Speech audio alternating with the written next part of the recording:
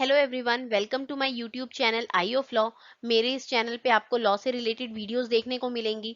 इससे पहले मैंने ज्यूरिस्प्रूडेंस की सीरीज को कंप्लीट किया हुआ है, वो आप देख सकते हैं। और अभी ये जो मेरी करंट सीरीज चल रही है लॉ ऑफ टॉट की, वो भी आप देख सकते हैं। आपके अगर कोई डाउट्स हैं तो फिर आप मुझे कमेंट कर सकते हैं। चलिए आज का टॉपिक देखते हैं। आज का टॉपिक है नेचर ऑफ टॉट, और हम इसके साथ समझेंगे लिक्विडेटेड डैमेजेस और अनलिक्विडेटेड डैमेजेस में अंतर क्या होता है। तो चलिए हम नेचर ऑफ टॉर्ट को देखते हैं। अगर हमसे कोई पूछता है कि टॉर्ट का नेचर क्या है, तो इसके लिए हमें पहले ये बताना जरूरी है कि टॉर्ट क्या है।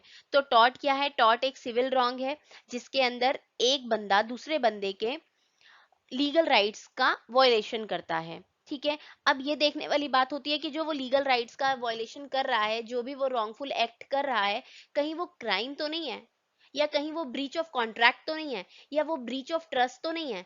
अगर वो इनमें से कुछ भी नहीं है तो वो टॉर्ट की कैटेगरी में आ जाता है, तो वो उसने टॉर्ट कमिट किया है। ठीक है। तो टॉर्ट के लिए क्या होगा? कोई ना कोई लीगल डैमेज होना जरूरी है। ठीक है। ये ऐसा नहीं है कि किसी इलीगल डैमेज पे हम उसको टॉर्ट की कैटेगरी में डालेंगे, नहीं। और उसके बाद जो है, उसने अनलॉफुल एक्ट किया हो या फिर ओमिशन किया हो, कुछ ऐसा काम उसको करने के लिए मना किया हो लेकिन उसने कर दिया हो, या उसको करने के लिए कहा हो और उसने नहीं किया हो, तो उसने टॉर्ट कमिट किया है।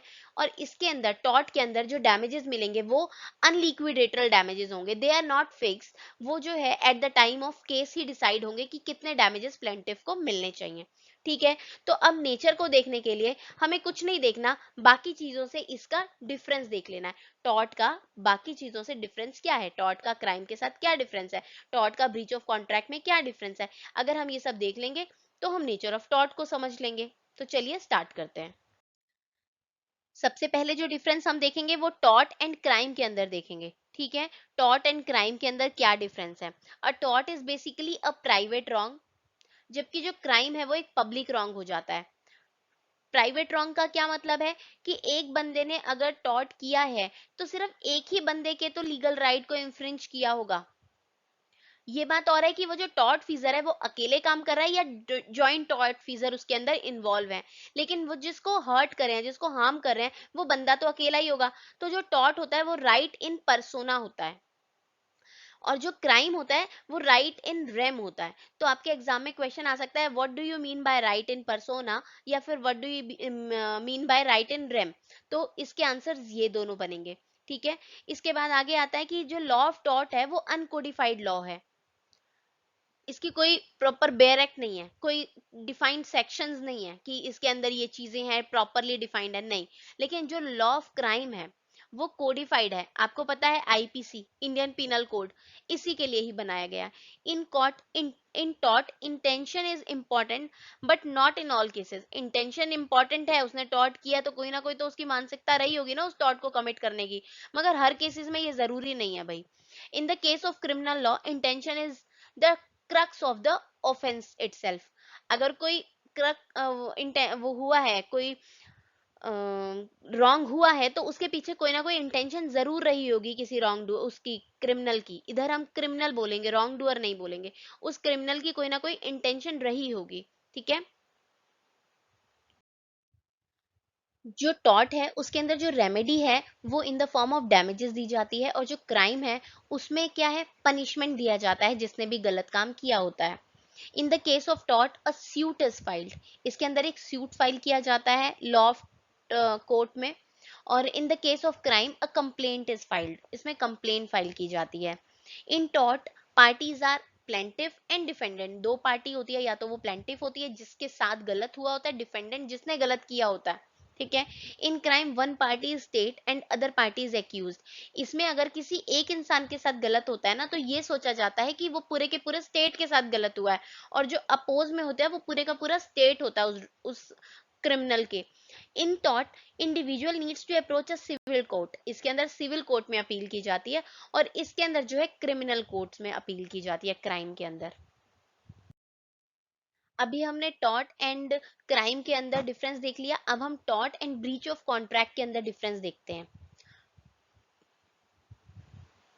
Tort, in case of tort duty is fixed by law. ठीक है, ड्यूटी जो है लॉ फिक्स करता है कि यही ड्यूटी है कि तुमको ये काम नहीं करना या ये काम करना है। ब्रीच ऑफ कॉन्ट्रैक्ट में जो है duty is fix by the parties of the contract. Parties of the contract, जो कॉन्ट्रैक्ट की पार्टीज होती है वो आपस में फिक्स करती है, भाई ये तेरा काम है, ये तेरा काम है, और ये नहीं करना, ये करना है। ड्यूटी, टॉर्ट में duty is towards everyone in the society. भाई सबके लिए है वो सोसाइटी में।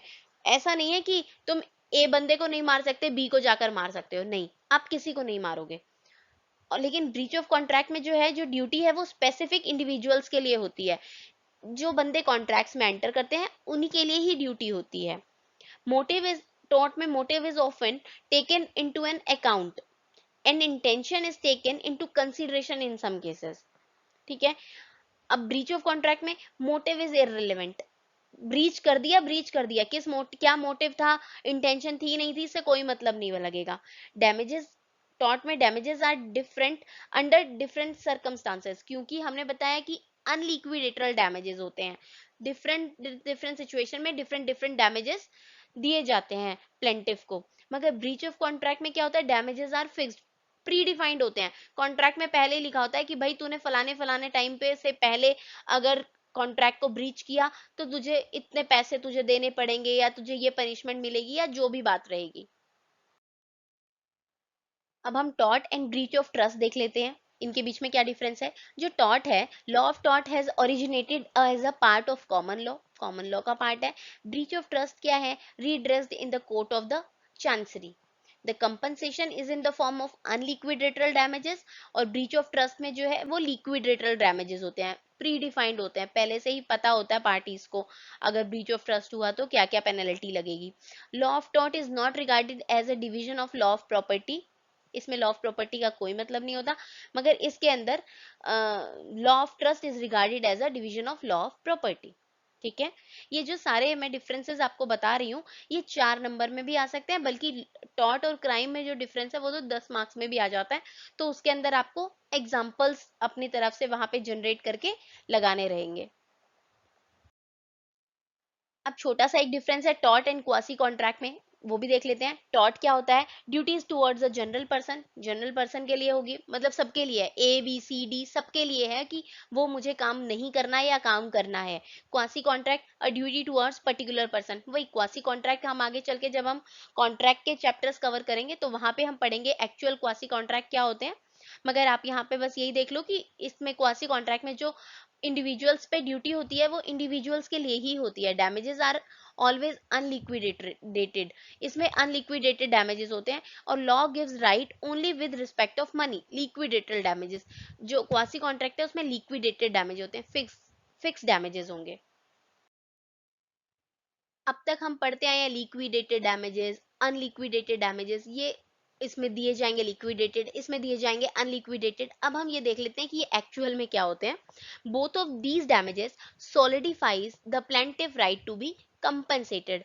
दोनों ही डैमेजेस का, दोनों ही ये टाइप ऑफ डैमेजेस हैं, इन दोनों का ही क्या मोटिव है कि प्लेंटिव का जो राइट है उसको कंपनसेट करना। भाई अगर उसका राइट वॉयलेट हुआ है तो उसको कंपनसेशन दे दो, ठीक है। लेकिन liquidated damages have their amount of compensation fixed, लेकिन लिक्विडेटेड डैमेजेस का जो है अमाउंट ऑफ कंपनसेशन फिक्स्ड है, while unliquidated damages have no prior fixed amount. They change with the intensity of the offense committed by the defendant. Defendant ने जो भी crime किया है उसके अकॉर्डिंग ही अनलिक्विडेटेड डैमेजेस जो है वो दिए जाएंगे। अब यहाँ पे हमने एक वर्ड यूज कर दिया ऑफेंस, आप इसकी जगह रॉन्ग भी लिख सकते हैं, ठीक है। इंटेंसिटी ऑफ द हार्म या wrong committed by the defendant, ठीक है। ऑफेंस इन केस ऑफ हम क्राइम ही पढ़ते हैं ज्यादातर, बट ये जो लिक्विडेटेड डैमेजेस और अनलिक्विडेटेड डैमेजेस होते हैं ना, वो हमारे क्रिमिनल लॉ में भी यूज होते हैं। The extent of the amount to be compensated in the case of liquidated damages predetermined, whereas in the case of unliquidated damages, in order to get the maximum compensation to the plaintiff, has to be prove the extent of damage he has suffered from. अब यहाँ पे plaintiff को proof करना पड़ता है, unliquidated damage होते हैं, fix तो होते नहीं है, तो प्लेंटिफ जो भी प्रूफ कर ले जाएगा कि मुझे ये भी डैमेज हुआ, ये भी डैमेज हुआ, तो उसके अगेंस्ट डैमेजेस, डैमेज मतलब डैमेज हुआ उसको क्या हार्म हुआ, डैमेजेस मतलब कंपनसेशन उसको क्या रेमेडी मिल रही है, ठीक है। डैमेज और डैमेजेस दिखने में सेम है मगर इनके मीनिंग अलग आ जाते हैं लॉ में। इसके साथ हमारा आज का ये टॉपिक खत्म होता है। अब हम मिलते हैं एक नेक्स्ट वीडियो में। तब तक अगर आपको मेरे वीडियोस अच्छे लगते हैं तो आप उसको लाइक करिए, मेरे चैनल को सब्सक्राइब करिए, मेरे वीडियोस को शेयर करिए। अगर आपके पास कोई सजेशन है या फिर कोई क्वेरी है तो मुझे कमेंट बॉक्स में कमेंट करिए। Thanks for watching.